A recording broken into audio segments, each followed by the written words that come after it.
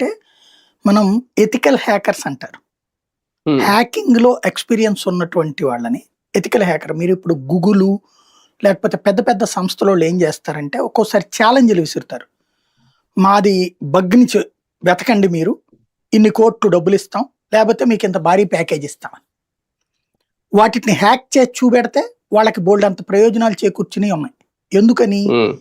ఆ systems fire proof అద్భుతం మమ్మల్ని ఎవడు ఏం చేయలేడు అనుకునే సిస్టమ్‌ని వేరేవాడు క్రాక్ చేయగలిగాడంటే వాడు మనవాడి దగ్గర కంటే కూడా నాలెడ్జబుల్ పర్సన్ అని కదా!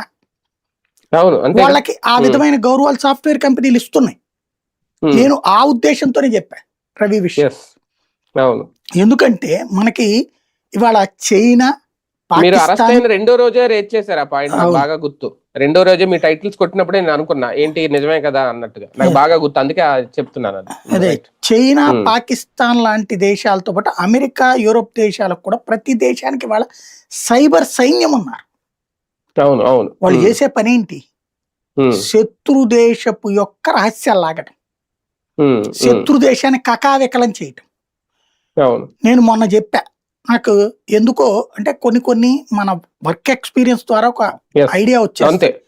మొన్న అవును, నేను అనుభవాన్ని అన్నా బట్టి. ఏది ఢిల్లీలో దాదాపు 100 విమానాలు ఒకేసారి గందరగోళపడ్డాయి అన్నప్పుడు అదేదో ఏటీసీ ప్రాబ్లం అని రామ్మోహన్ నాయుడు మంత్రి గారు చెప్తే ఒకసారి క్రాస్ చెక్ చేసుకోండి, ఇదేం పద్ధతి? 100 విమానాలు ఒకేసారి ఏటీసీ ప్రాబ్లం ఎందుకు వస్తుంది? ఏటీసీలో ఎక్స్పీరియన్స్